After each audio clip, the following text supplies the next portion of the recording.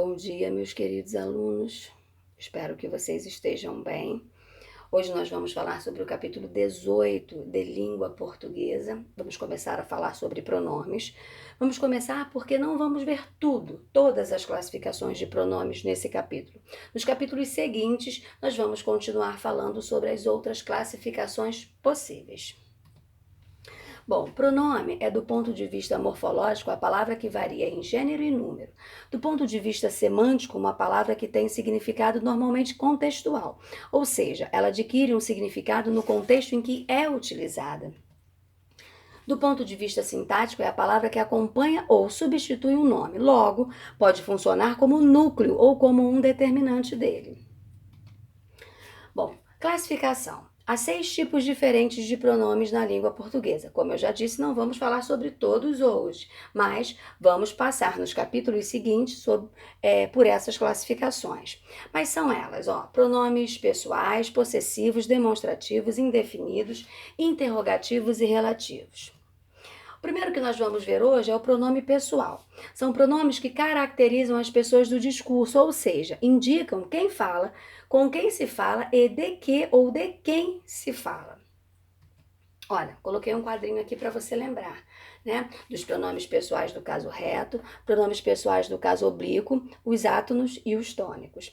E coloquei ali também para você lembrar, as pessoas do discurso. Primeira, segunda, terceira pessoa do singular, primeira, segunda, terceira pessoa do plural. Emprego dos pronomes pessoais. Pronomes pessoais retos geralmente exercem a função sintática de sujeito. Olha lá, onde nós jantaremos naquela cidade. Podem funcionar como predicativo do sujeito. Comprovadamente, o culpado é ele. Tu e vós podem figurar como vocativos. Ó tu, Senhor Jesus, o misericordioso. Você percebe que eu estou te mostrando ali as possibilidades que esses pronomes pessoais podem ter. Os pronomes eu e tu nunca podem ser regidos de preposição. Preste bastante atenção nisso, tá certo? Nunca podem ser regidos de preposição. Devemos substituí-los pelos pronomes mim e ti, respectivamente. Olha a forma correta. Nunca houve nada entre mim e ela. Então você não pode dizer nunca houve nada entre eu e ela. Errado, tá certo? Entre mim e ela. Preste atenção. Fique muito atento a essa informação, porque normalmente vocês usam de forma errada. O pronome vós é empregado em situações muito formais ou em textos literários ou religiosos. Por isso não temos o hábito de ver, né? Não é tão comum usarmos esse pronome, mas é possível e correto. Todos vós conheceis esse fato. Bom, agora eu vou falar de algumas dicas de algumas situações dos pronomes oblíquos, que são importantes também, e você precisa ficar atento para usá-los de forma correta. Olha, os pronomes o, a, os, as são usados como complementos de verbos transitivos diretos. Quando usado com verbos terminados em z, r ou s, são escritos na forma lo, lá, los, las. Quando usados como com verbos terminados em sons nasais, são escritos na forma no, na, nos, nas. Coloquei um exemplo ali para você, Podíamos comprar a casa, se quiséssemos, substituindo a casa por a. Podíamos comprar mais o a, se quiséssemos. Olha como vai ficar. Podíamos comprá-la, tá certo? E coloco ali as outras possibilidades para você também, do vender, fazer, quis e fiz, ok? Preste atenção ali. Principalmente ali o quis e o fiz, você pode olhar e achar estranha a construção, mas está correta, tá certo? Quis mais os, quilo. Quis mais as, quilas.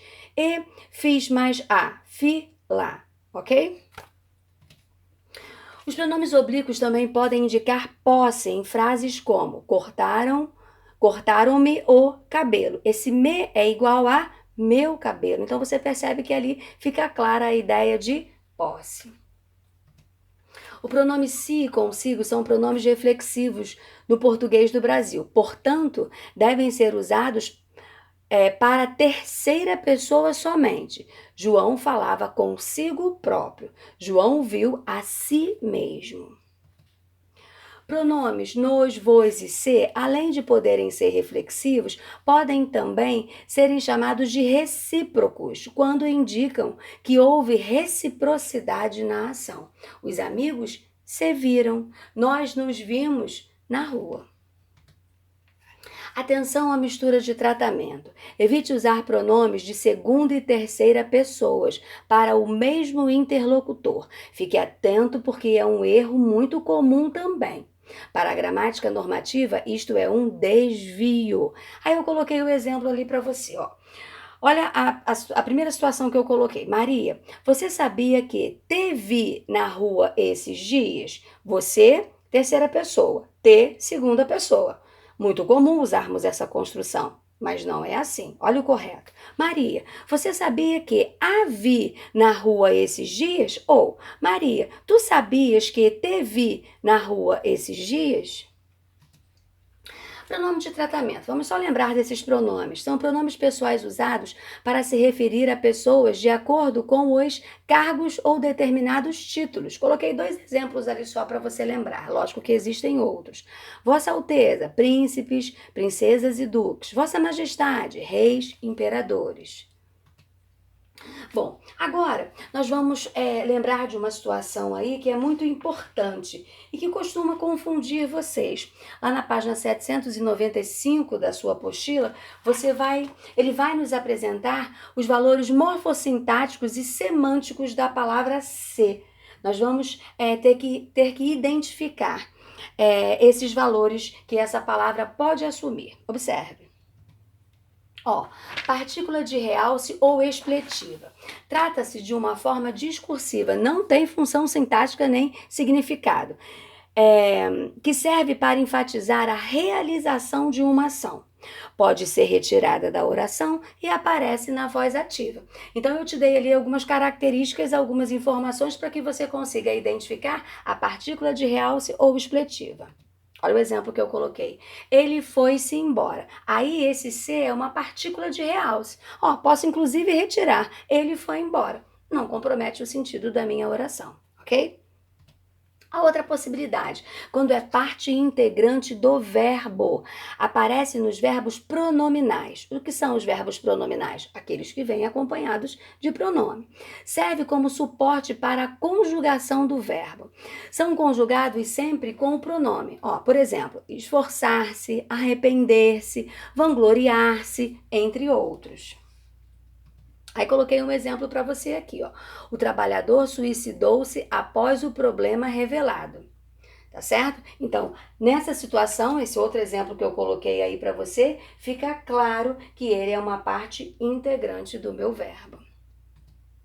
Pode ser um pronome reflexivo também. Dependendo da predicação verbal, o pronome ser pode exercer a função de objeto direto ou objeto indireto, ou sujeito de um infinitivo. Nesses casos, o ser tem o valor de a si mesmo. Então, quando você puder fazer essa substituição, você consegue claramente entender que ele é um pronome reflexivo. Olha ali, o operário feriu-se com a serra. O operário feriu a si mesmo. Tá certo? Então, são dicas importantes que te ajudam a identificar essas possíveis classificações dessa palavra ser.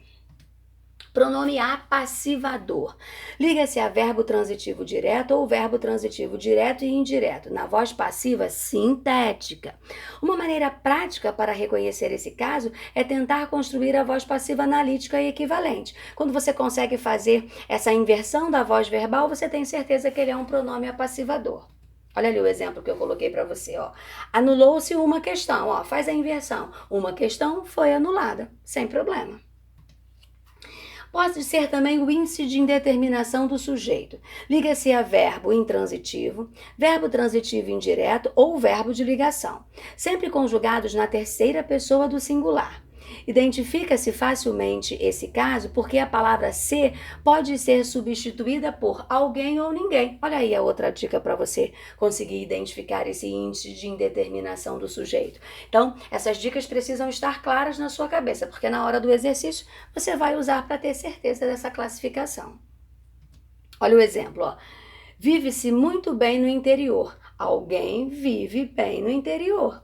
Não se é feliz sem amor. Ninguém é feliz sem amor. ok? Então, a dica ali que eu te dei, você usa e consegue fazer a identificação.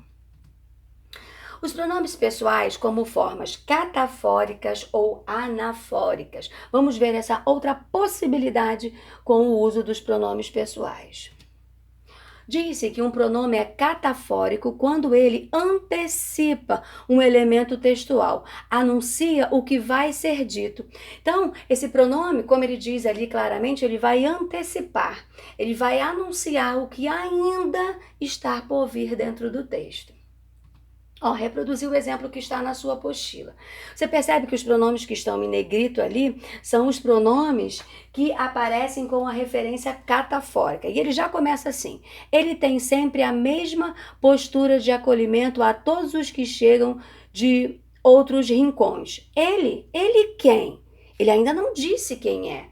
Tá certo? Então, ele antecipa, anuncia o que está por vir. Ele é sempre o primeiro a dedicar seu abraço aos visitantes. Ele continua.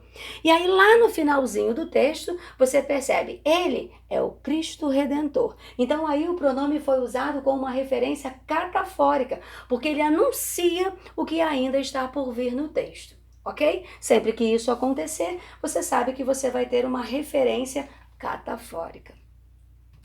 Mas tem uma outra possibilidade. Uma palavra é anafórica quando retoma algo já dito, quando lembra o que já foi expresso.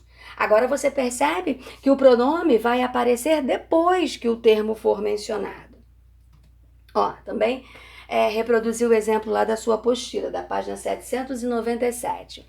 Passaram-se semanas. Jerônimo tomava agora, todas as manhãs, uma xícara de café bem grosso, à moda da Ritinha, e tragava 2 dedos de parati para cortar a friagem. Aí ele continua. Uma transformação lenta e profunda operava-se nele. Olha a primeira referência aí. Só que agora, diferente do outro exemplo que nós vimos, que era uma referência catafórica, agora o termo já foi mencionado. Tá certo? Ele lembra o que já foi dito. Operava-se nele. Quem é ele? Jerônimo. Então, agora a gente tem uma referência anafórica. E vai acontecer o mesmo com todos os outros pronomes que aparecem aí no texto. Tá certo? Então, você precisa lembrar que uma referência catafórica anuncia o que vai ser dito. E a referência anafórica lembra o que já foi expresso, como é esse exemplo que nós estamos vendo aí. Tá certo? Bom, agora você já é capaz de realizar os exercícios do capítulo 18.